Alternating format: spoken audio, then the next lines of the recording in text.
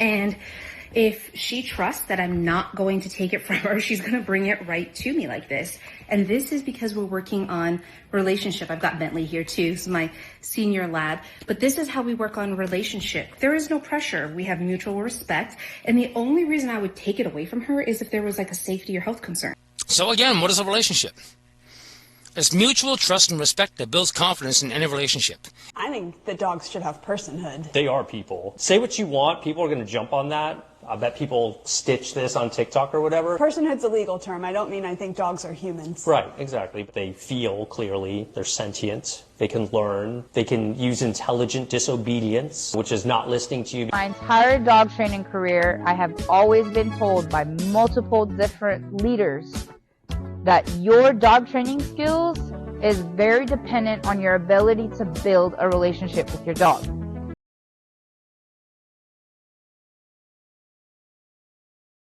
I hear this word relationship thrown around a lot in the dog world, and I don't often hear people actually explain what the hell they mean when they say relationship. It doesn't matter what side of the fence you're on, whether you're a Zach George fanatic or, you know, you watch somebody like Bill Beckman or whatever. This word gets used, but few people seem to be able to break it down and explain to you what the hell they mean. Now, Brandon Fouché is the only guy that I know that really can explain it to you and has a thorough understanding of what it means to have the correct relationship with your dog. And as much as Dale McCluskey gets shit on, he would be the second individual that I think he would even come close. So let's break this down. What the hell is a relationship? And what is a relationship with your dog? Well, do you see how Goose is following me? Right? She's not acting on her own initiative. Right? She's adhering to me. I'd make the decisions. Therefore, I'm in the leadership role. And that's another word we'll dive into. But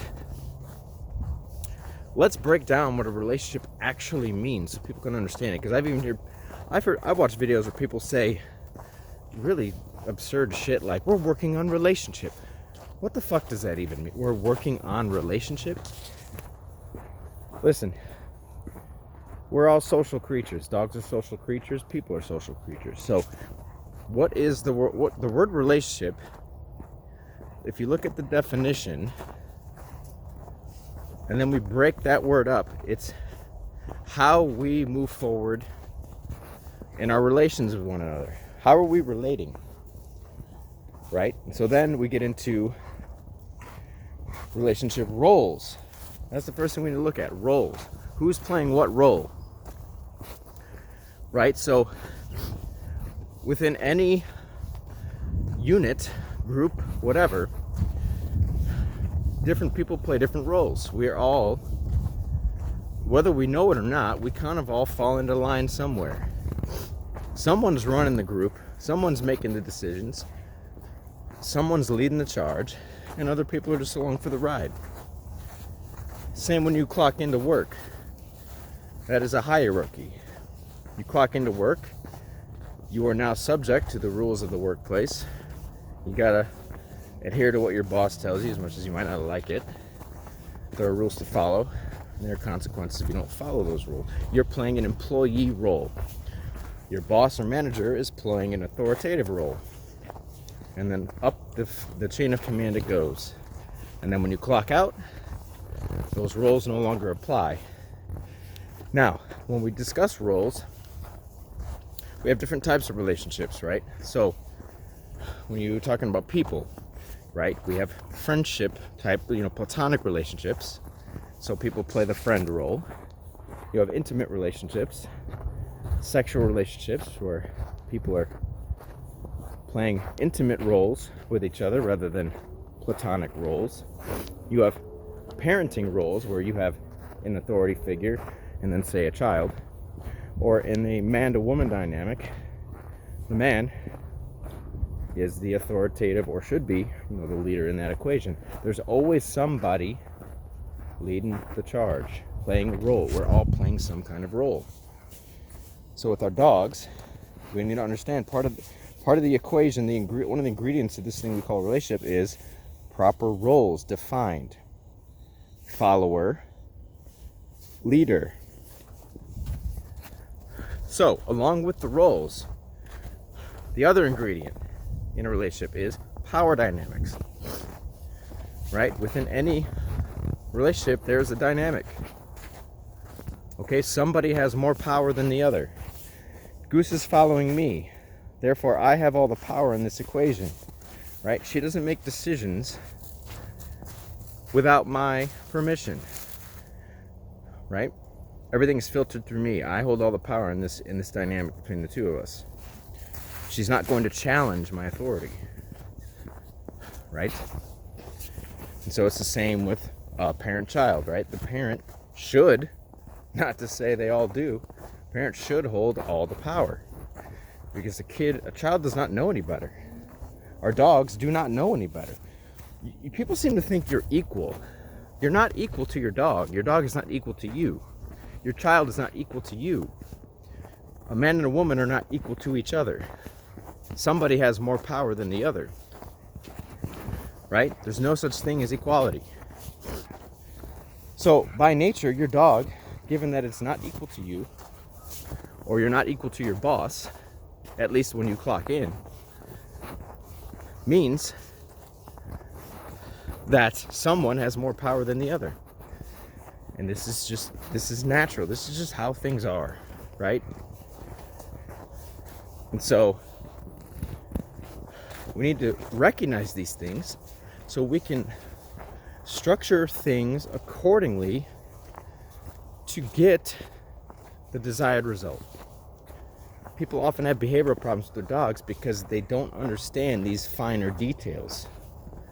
You know, I see a lot of people who they put all this human bullshit onto a dog, all this emotional garbage, and they look at their dog as some kind of equal, like it's a person, and it's not. Our dogs expect us to think like them, right? And we expect them to think like us, but it don't work that way. We're the ones that are supposed to be in charge. Therefore, we need to understand the animal and how to lead it correctly. How do we do that? Well, the next ingredient in this thing we call a relationship is proper and effective communication. All right, a lot of people, I don't know why human beings do this. We seem to think that dogs can understand English or the English language or human language, and it doesn't work that way, right? People do a lot of talking at their dogs rather than talking to their dog. And when I say talking to your dog, I don't mean using words.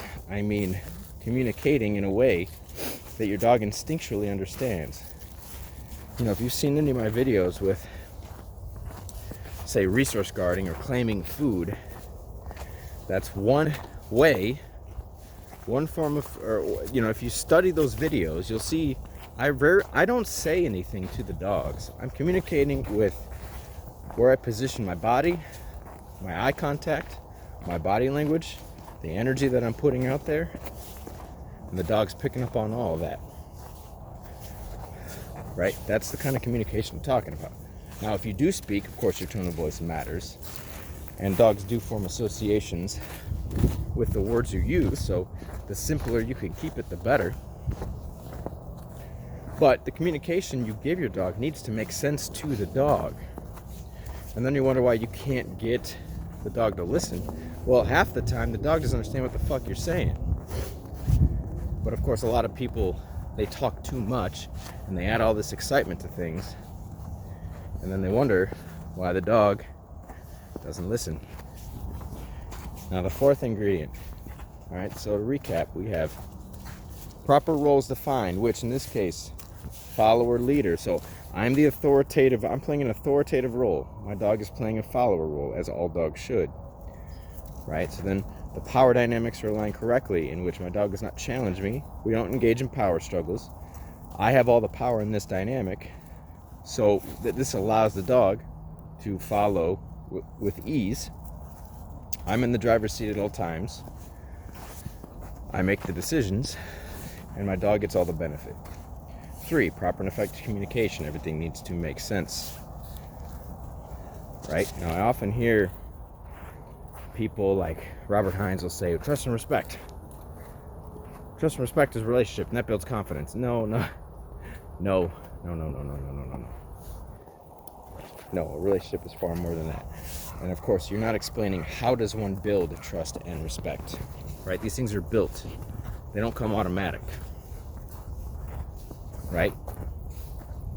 So, when we're talking about trust and respect, we're talking about things that we need to build these things with the dog. And so, you build respect,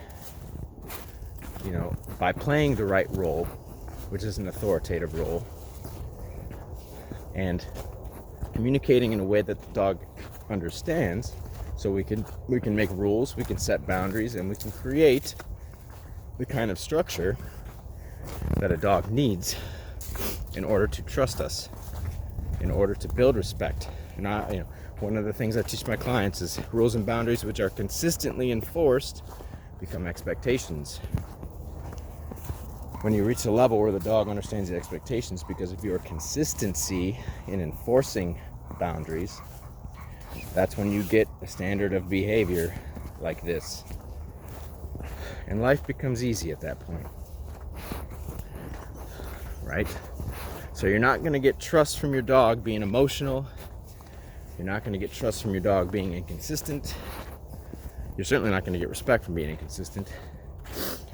And you have to understand, we're dealing with a predatory animal. Dogs see things in terms of strength and weakness.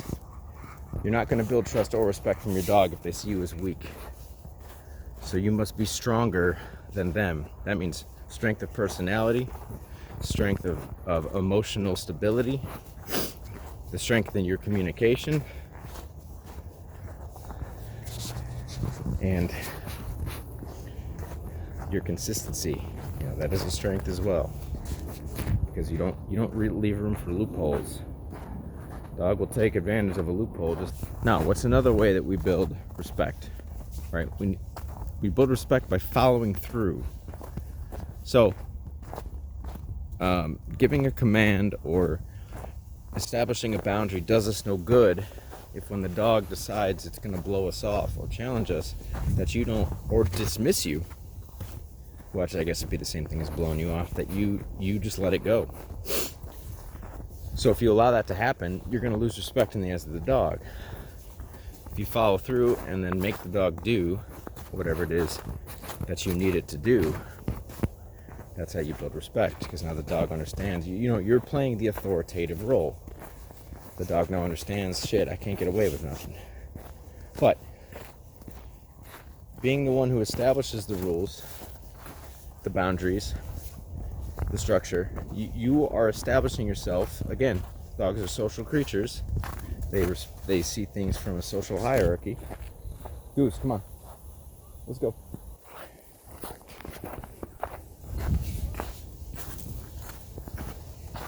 This is how you establish yourself at the top of this hierarchy. All of these things serve to establish you as an authority figure in your dog's eyes. They establish the power dynamics correctly.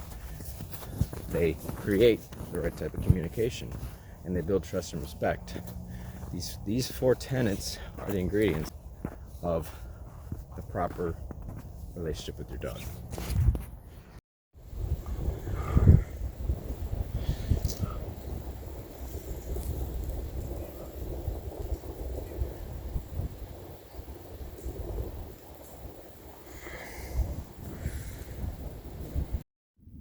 It's a very interesting moment here.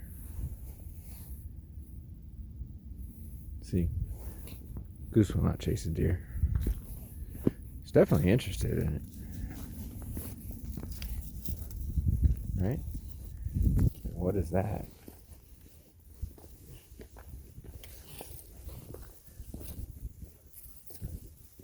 She won't act on it. I didn't tell her to. There's the deer right there. We're not gonna bother you, dear. That's a good girl. Now, how about this possum? I don't think she sees it yet. He just spotted us.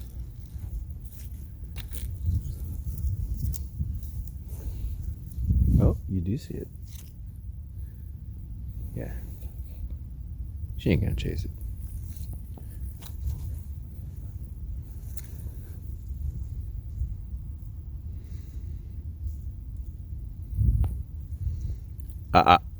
This way.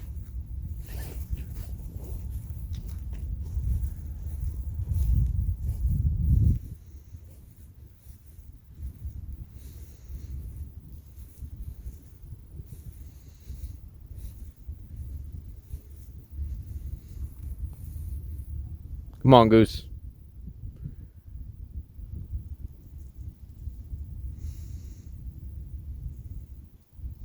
Yeah, she wants to. She ain't gonna do it.